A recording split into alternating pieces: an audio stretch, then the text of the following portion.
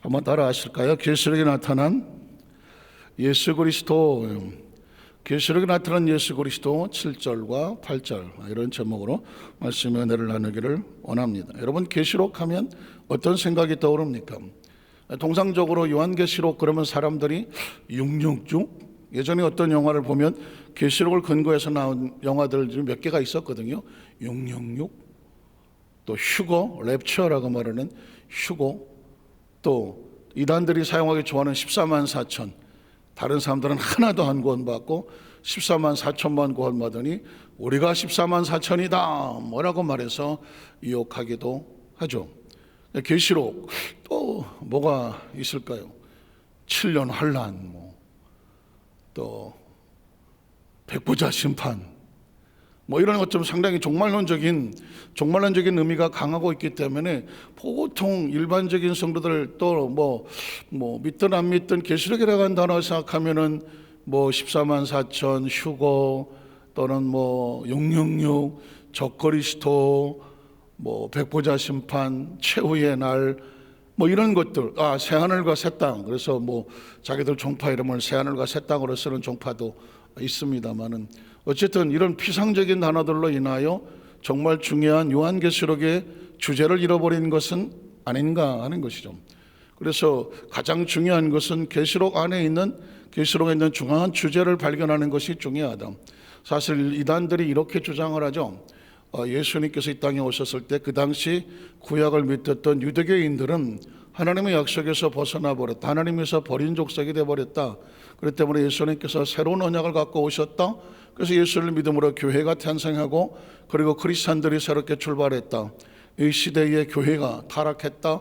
이 시대의 교회 다니는 성도들이 타락을 했다. 마치 유대교인들과 전혀 다를 바가 없다. 그래서 새로운 약속이 필요하다. 그래서 우리에게 교주를 보내주셨다. 그 교주는 새로운 언약의 말씀을 받았다. 계시록을 받았다. 그래서 계시록은 이제 약속이 이루어지는 것이고 계시록을 믿어야 구원을 받는 것이고 계시록을 믿어야 14만 4천에 들어온다. 거의 다 이단들은 주장하는 것은 거의 다 계시록을 주장합니다. 왜냐하면 계시록이라고 하는 것은 상징도 많고 비유도 많고 은유도 많고, 그래서 이것은 어떻게 해석하느냐에 따라서 자기들 마음대로 갖다 붙일 수가 있기 때문이죠. 더 중요한 것은 뭐냐면, 그래서 우리가 더 크리스찬들이 무장해야 될 것은 계시록에 대한 주제를 정확히 아는 것은 중요하죠. 혹시 들어보셨는지 모르겠지만 어떤 종파에서는 계시록이 구원의 말씀이다 이렇게 표현하기도 합니다. 계시록을 모르면 구원받지 못한 것이다. 계시록은 이 시대 하나님의 약속이 성취된 것인데 계시록을 모르면 구원의 약속도 모르는 것이다. 이런 식으로 몰고 가면 불안해지기 시작하죠. 나 계시록 잘 모르는데, 계시록 내용 나 자세히 잘 모르는데, 그러면 사람들에게 당신은 구원받지 않은 것이니 우리에게 들어와서 계시록을 배우시오. 그러면 14만 4천에 들어갈 수 있게 됩니다. 이렇게 되어버리면 예수를 모르는 사람은 아예 근접도 안 하지만 예수를 어설피 아는 사람, 성경을 어설피 아는 사람은 혹시 그런가?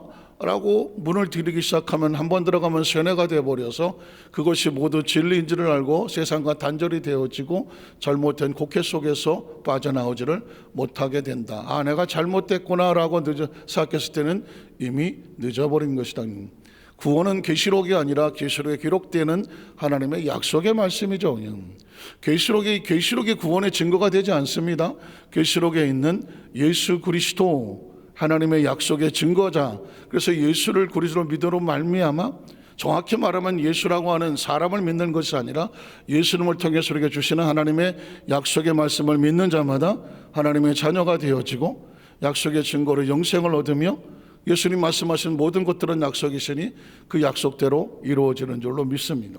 그래서 계시록도 철저하게 우리는 하나님의 약속의 예수를 통해서 어떻게 증거가 되어지고 예수님이 어떻게 증거자가 되는 예수를 발견하고 예수를 믿는 것이지, 예수를 바라보고 예수를 발견하고 그 예수님을 따라가는 것이지 계시록 자체가 구원의 통로가 되지는 않는다, 이렇게 출발을 합니다. 우린 첫 번째로 요한계시록 1장 7절에 나타난 예수님의 모습을 한번 살펴보기를 원합니다. 계시록 1장 7절 한번 성경을 볼까요? 자, 볼지어다 그러죠.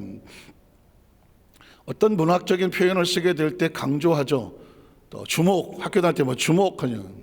그럼 우리가 같이 까보느라고 주목이 아니라 주먹이죠. 눈을 중심에서 보라는 거죠. Beholding, 강조를 말하는 것입니다. 자, 문학적인 표현이에요. 자, 볼지어다. 그럼 그가 구름을 타고 오시리라 그랬죠. 그럼 이 그가 구름을 타고 오시라 속에 벌써 예수님의 모습이 보이십니까? 그가 누굴까요? 요한이 말하고 있는, 요한이 성령의 감동을 받아서 말하고 있는 그가 구름을 타고 오시라. 그는 누굴까? 예수 그리스도죠. 이 계시의 주체는 예수 그리스도. 계시를 주시는 분은 하나님, 계시를 받으신 분은 예수 그리스도. 그래서 요한계시의 주체는 어떤 사람이 될 수가 없고, 요한이 기록했다고 할지라도 요한의 계시가 아니다. 누구의 계시인가? 예수 그리스도의 계시이다. 그래서 요한은 그 내용 속에 철저하게 주인을 예수 그리스도에 관하여서 기록하고 있는 것이죠. 그래서 그가 오신다. 한번 따라하실까요? 그가 오신다. 그가 누굴까요? 계시록의 주인이 되시는 예수 그리스도. 그 예수 그리스도가 구약의 메시아, 구약은 예수께서 오신다는 약속이죠. 예수께서 오신다. 그래서 이 구약의 약속입니다. 자, 신약은 뭐냐면 예수님이 오셨다. 온 백성에 미칠 큰 기쁨의 좋은 소식, 너희를 위해서 구주가 나셨도다. 예수가 오셨다. 그래서 구약이 완성이 되는 것이고, 예수님이 오셔서 새로운 약속이 출발하는 것은 아버지께서 이렇게 하실 것이다. 약속이 된 것이죠. 심지어 내가 아버지께로 가면 너를 처소를 예비하고 내가 다시 와서, 약속이죠. 다시 온다. Second coming, 재림이라고 말하죠. 내가 다시 와서 너희를 기다리는 그리스도의 신부들을 어떻게 내가 데리고 가서 나 있는 곳에 영원히 있게 하리라. 약속이지 않습니까? 그러니까 예수님의 말씀을 가만히 보면 약속으로 해석하면 다 풀려지는 것이죠. 왜 이렇게 말씀하시는가? 그랬던 그 약속하신 예수님이 어떻게 한다고요? 그가, 약속의 예수 그리스도가 구름을 타고 다시 오신다는. 물론 여기서 구름을 타고 예수님께서 손오공처럼 구름 타고 다닌다고 생각하신 분은 없겠죠. 2000년 전에 사람들의 사고를 가지고 보십시오. 공중에 날아다니는 건 뭐하고 뭐밖에 없을까요? 새하고 구름밖에 없죠. 공중에 날아다니는 건 비행기가 없으니까 2000년 전에 보면 공중에 날아다니는 것이 있는 것은 새하고 구름밖에 없는 거죠. 그런데 사람을 태우고 날아다니는 새가 어디 있겠습니까? 그들이 생각하는 것은 뭉게구름처럼 그 거대한 구름을 타고, 구름이 어떤 덩어리라고 생각을 하니까 알고 보면 그냥 비가 떨어지는 수증기 같은 것인데, 거기에 사람이 타고 움직일 수 있다고 생각하는 것은 예수님이 이 땅에 오실 때 어떻게 오실까? 차원이 다른 존재가, 이 4차원적인 존재가 3차원에 같이 만난다는 상상을 문학적이 됐던 어떤 표현을 할 때 할 수 있는 방법은 매개체가 구름밖에 없는 것이죠. 구름. 또 다른 의미로 본다고 하면 이스라엘 백성이 광야를 지나갈 때 하나님의 영광과 임재가, 하나님이 임재하실 때 어떻게 구름 가운데, 그냥 성경 속에 말하는 구름은 하나님의 영광과 임재를 상징하는 것입니다. 사실상 그 구름이라고 하는 의미는 사실 별 의미가 없어요. 그러나 4차원적인 존재가 3차원적인 인간과 만나는 것, 이걸 어떻게 표현할 길이 없지 않습니까? 그러니까 보이는 것도 아니고 안 보이는 것도 아닌 그냥 구름이죠. 구름 속에 있으면, 안개 속에 있으면 보이는 것도 아니고 안 보이는 것도 아닌, 보이지 않지만 실체가 있으니 안개 속에, 구름 속에 표현할 수밖에 없는 것이죠. 자, 구름을 타고 오시리라 라고 말했습니다. 자, 예수님 우리에게 오시는 것입니까? 아니면 우리가 예수님께로 가는 것입니까? 굉장히 중요한 건 온다 간다는 의미가 없더라고요. 왜냐하면 만나는 건 이게 중요한 건, 여러분, 사람이 죽어서 천국을 갑니까? 아니면 천국이 와서 그를 찾아갑니까? 그런 생각 해보셨습니까? 우리 생각하기를, 우리 입장에서 보니까 우리는 죽어서 천국을 간다, 마치 죽어서 우리가 뭘 가는 것 같잖아요. 뒤집어 말하면 어떤 사람은 그 천국이 나를 찾아왔다 이렇게 말하지 않습니까? 가는 게 중요합니까? 오는 게 중요합니까? 가고 오는 건 중요하지 않습니다. 중요한 건 뭐다? 만나는 게 중요한 거지. 예수님이 오시느냐, 내가 예수님께로 가느냐, 이건 사실 중요한 사건이 아니에요. 중요한 건 뭐냐? 만나는 게 중요한 거죠. 만나는 건. 자, 그가 우리에게 오시리라 라고 말했지만 조금 더 안에 내배 들어보면 결국 오시는 목적은 뭘까요? 약속을 성취하셔서 만나려고 오시는 것이다. 성경을 보면 한 구절에 버릴 것이 하나도 없으며, 저는 여러분에게 성경을 읽어놓고 뭐 이런 얘기 저런 얘기, 시간이 아까워요. 그런 성경에 있는 얘기를 그대로 성경이 말하게 하자. 그가 구름을 타고 오시리라. 이 한 구절 속에서도 약속, 제가 이따가 말씀드리겠지만 예수님이 승천하시면서 약속하셨던 말씀이 이루어졌다. 그래서 약속을 이루신 예수 그리스도를 증거하는 계시록을 보게 될 것이고, 자, 그래서 각 사람의 눈이 그를 보겠고, 각 사람의 눈이 본다는 건 예수께서 오시는 것은 왔다 갔대, 난 잘 모르겠는데, 난 못 봤는데 라고는 일부에게 그러는 것이 아니라 이때 세컨 카밍이라고 말하는 예수 그리스도의 오심은 인류 종말과 같은 것이죠. 성경이 말하고 있는 또는 새하늘과 새 땅이 새롭게 교체가 된다라고 하는 표현과 같은 거라, 어떤 인류의 예수님의 오심은 종말과 같은 것. 뭐 또 나오겠지만 예수님의 오심은 어떤 분에게는 기쁨의 소식이죠. 큰 기쁨의 소식. 마치 준비된 사람들에게는 준비된 신부와 같이 기다리는 사건이고, 준비되지 못한 사람에게는 청천벽력과 같은 심판의 사건이죠. 그래서 어떤 일은요, 어떤 사람에게는 좋은 일이고 어떤 사람에게는 좋지 않은 일입니다. 하나님의 약속의 말씀을 깨닫고 약속을 준비하는 사람에게는 그 약속이 얼마나 중요한지 모릅니다. 개인적으로 저는 예수를 어려서부터 믿고 지금까지 오면서 성경을 어렴풋이 알고 있었던, 모르지는 않았지만 어렴풋이 알고 있었던 그 어떤 부분들이 오늘 말씀을 통한 하나님의 약속으로 정확하게 정명이 되어지니까, 저는 제가 다른 목사고 설교자고 나름대로 뭐 성경학자고 신학자고 부흥사고 하지만, 저는 약속이란 하나님의 약속의 말씀이 증거되면서 더 견고해지고 단단해지고 더 기뻐지고 즐거워하고 막 춤을 출 것 같더라고요. 신앙은 이상이 아니다, 피상적인 것이 아니다, 어떤 묘사적 문학적으로 그냥 구름과 안개 속에서 흐미한 것이 아니다, 죽어봐야 아는 것이 아니다. 전능하신 하나님께서 이 말씀을 통하여 기록된 것은 뭐냐면, 말씀의 세계에 들어 눈을 들어가 보니까 하나님이 보증하신 것이니 하나님이 일하실 것이다. 그걸 믿는 것을 믿음이라고 말하고, 그 믿음을 증거하기 위해서 예수님 오셔서 증거하시는 것이고, 우리 눈이 열어서 알지 못하니, 귀가 알지 못하니까 성령은 약속에 오셔서, 성령이 기록한 책이니까 성령이 우리를 감동하시니까 비로소 성령이 열려지는 것이고, 그 성령께서 우리 속에 오셔서 약속의 영이시니까 약속의 뜻을 알게 되니까 예수를 주라고 고백할 수 있게 되어지는 것이고, 그 약속의 장소에 달려나가게 하신 분도 성령님이고, 그 약속을 믿고 기도하는, 세상에 약속을 믿지 않고 기도하는 사람만큼 허무한 사람이 어디 있습니까? 그 아까운 시간에 그 소리를 내서 힘과 손을 내서 기도를 왜 합니까? 그냥 내 기분 풀리라고, 내 감정 풀리라고 소리를 지릅니까? 아니잖아요. 하나님 약속을 믿고 의지하는 것, 찬양도 기쁨과 약속에서 스스로 나 하나님을 높이고 찬양하는 것이고, 그 아까운 물질을 하나님 앞에 왜 쏟아놓습니까? 하나님의 약속을 믿기 때문에 약속에 근거하여 드릴 수 있는 거 아니겠습니까? 한 번밖에 살지 못하는 우리 저와 여러분의 이 삶을 통하여 하나님 앞에 드려지는 신앙인의 삶을 산다고 하는 것은 뭐 때문에 살아가는 것이죠? 하나님의 약속 때문에 살아가는 것 아니겠습니까? 바울이 그런 말을 하지 않았습니까? 이렇게 말합니다. 그리스도인들에게 부활이 없다고 한다면 우리는 이 세상에 어떤 존재보다 불쌍한 존재다. 우리는 실패한 존재다. 부활이 없었다면 실패한 존재다. 그래, 부활이 있어야 되네. 생각해 봤더니 부활이 중요한 것은 아닙니다. 부활에 담겨진 하나님의 약속이 중요한 것이죠. 사람이 죽었다 살아난 것이 신기한 것이 아니라, 더 중요한 거, 하나님의 약속하신 것은 죽은 자도 살리신다고 하는 하나님의 약속의 중요성이 중요한 것이죠. 그럼 우리가 이 땅에 살면서 믿지 못할 게 뭐가 있습니까?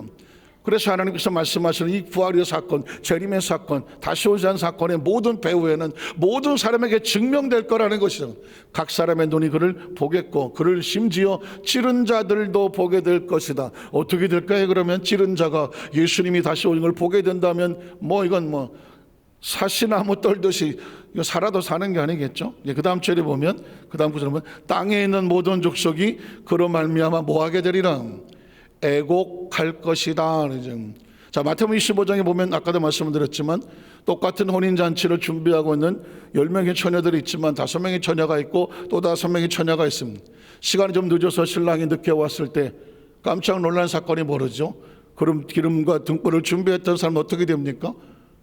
신랑과 함께 준비된 자가 혼인잔치에 들어가죠. 그러나 벌써 와서 설마 준비되지 않았던 사람은 어떻게 됩니까? 그날이 곡소리 나는 날이죠. 그날이 곡소리 나는 날이었습니다. 신랑이 왔을 때 준비되지 못하여 기름과 등불을 사러 갔을 때 이미 신랑은 혼인잔치 문을 닫고 들어가 버렸습니다. 문을 열어주시자고 문을 드렸지만 닫혀진 문은 열리지 아니하더라. 돌아서는 그들에게 곡소리밖에 없는, 똑같은 애곡이란 슬픔의 곡소리 아니겠습니까? 여러분, 예수 그리스도는요, 어떤 사람에게는 축복과 구원이지만 어떤 사람에게는 곡소리 나는 날입니다.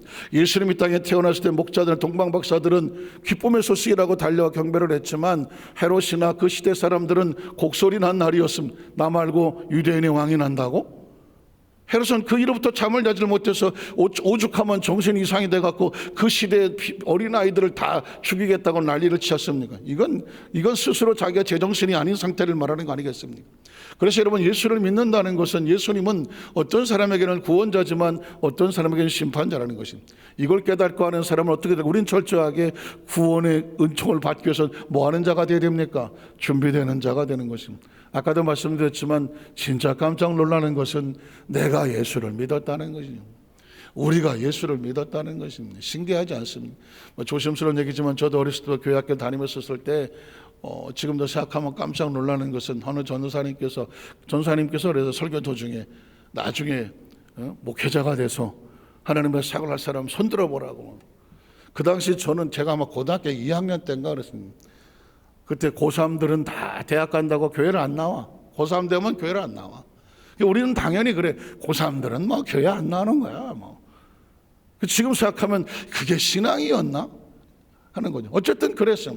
그러면 고3들이 안 보이니까 고등학교 2학년 우리가 최고 고참이야. 야, 우리 시대가 왔다. 그래서 제가 또 제 친구 한 놈, 고등부 회장하던 놈은 자기가 전도사님 같아. 항상 이러고 다녔어. 야, 넌 딱 가서 뭐 딱 봐도 목사다. 그래. 저는 그 당시에 교련복이나 입고 교복 안 입잖아요. 어떻게 하면 머리 좀 더 길러나.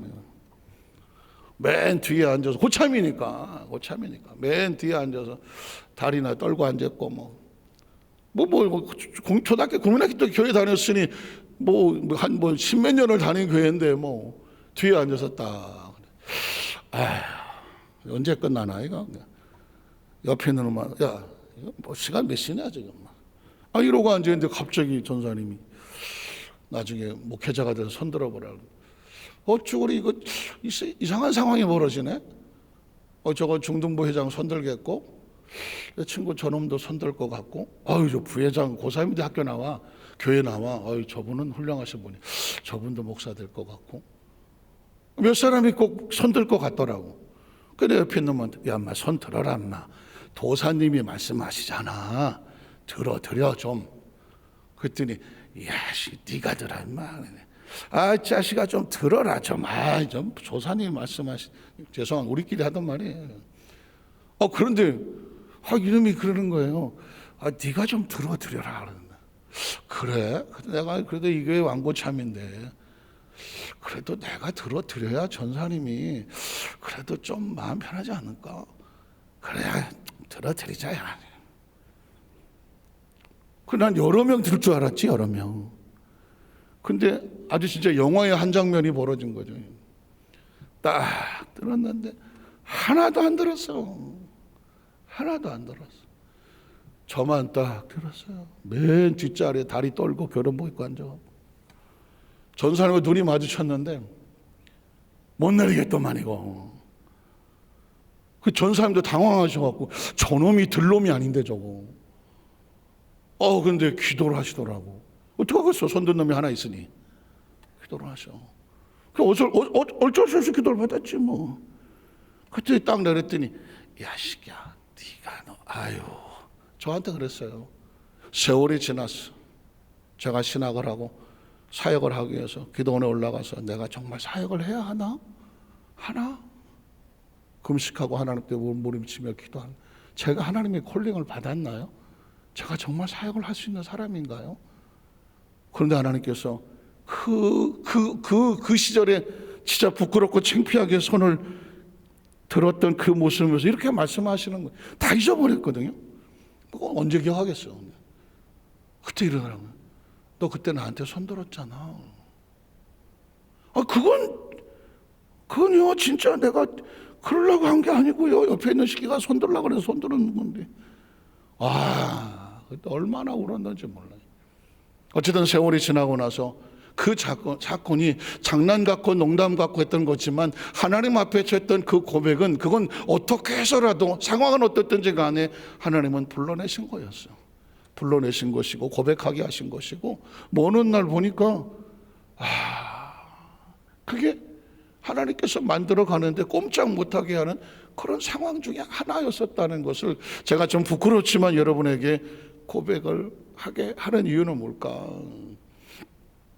하나님은 우리가 하나님 앞에 헌신하고 수고하고 어떤 모습이든지 다 지나가 우리의 기억 속에 없는 것조차라고 할지라도 하나님은 기억하고 계시더라는 것이죠. 할 수만 있으면 하나님 안에서 어차피 인생은 한 번 가는 거예요. 한 번 가는 거예요. 다시 못 오는 거예요. 그렇다면 어떤 흔적이 많아야 되느냐? 하나님 안에서 좋은 의미에서 깜짝 놀랄 만한 아름다운 추억과 흔적이 함께 하시기를 주님의 이름으로 축원합니다. 예수를 손가락질하고 찌르고 고통했던 하나님 반대편에 있던 사람들도 어차피 그 마지막 추억을 생각할 때가 와. 똑같은 시간이었는데 어떤 사람은 하나님 앞에 헌신한 추억이 있고 어떤 사람은 하나님 앞에 부끄러운 추억이 있어서 예수님의 심판이 온다는데 가슴이 떨리고 부끄러워 어쩔 줄 몰라. 여러분 그런 겁니다. 준비되지 않은 자는 그런 것입니다. 달란트 비도 마찬가지 아니겠습니까? 주인이 올 때 2달란트 5 받은 사람들은 주인은 최선을 다했으니까 주인이 오기를 기다리잖아요. 준비된 자는요 기다립니다. 마치 주일을 기다리는 사람, 혹시 주일을 기다리십니까? 예배를 기다리십니까? 혹시 하나님과의 관계 속에서 기도할 수 있는 시간을 기다립니까? 찬양하기를 기다립니까? 하나님은 기다림으로 만나야지. 그렇죠? 2달란트 받은 자는 주인이 오기를 기다리더라고요. 그러나 1달란트 받은 사람은 애시당초부터 기다림이 없어. 아니 나를 뭘 알고 뭐 1달란트 뭐 땅에다 처박아 두고 에이 뭐 오든지 말든지 뭐. 그리고 변명하죠. 내가 이렇게 하는 거는 말이야 주인이 마음이 이게 보통 구두쇠가 아니거든. 이거 강팍해갖고 저 사람 내가 여기 1달란트 조금이라도 손해 나면 나 가만 안 둘 사람이야. 그러니 내가 그렇게 책 잡히고 있느니 차라리 그냥 땅속에 묻어놨다가 여기 원금 있으니 가져가시오. 그러겠다는 것입니다. 그러니 뭐가 없나요? 기대가 없는 거죠. 기대가 없습니다. 그래서 그걸 가지고 그걸 내려다 놓았습니다. 그때 사실은 뭐 원금 손실도 안 나는데 주인의 말은 상당히 매몰차입니다. 악하고 게으른 종아, 네가 그렇게 내가 마음이 굳으세고 단단하고 그렇게 무지하고 냉정한 사람인 줄을 알았더냐. 내가 너에게 맡길 때 원하는 건 뭐였느냐? 2달란트 받은 자 봐라.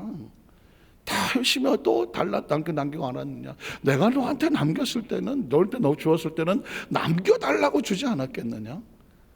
어찌하여 이 시간과 그 모든 것을 허비하고 땅속에 처박아 두고 그렇게 하고 말았느냐? 그러면서 하나님 나라의 공평은 뭐예요?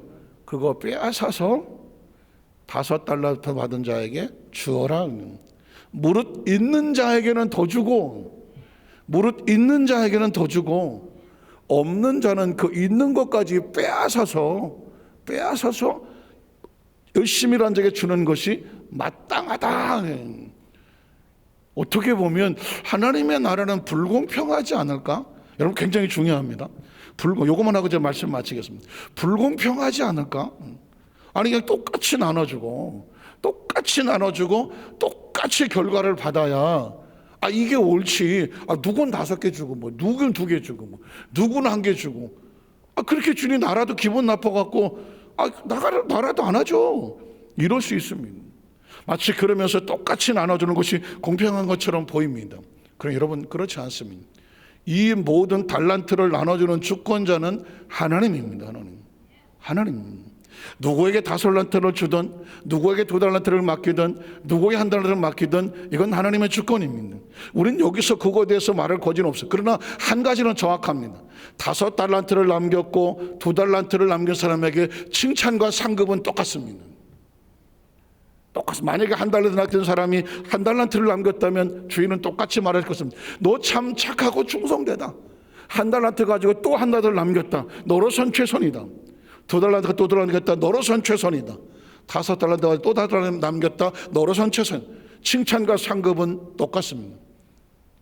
달란트를 얼마나 가졌냐가 중요하지 않습니다.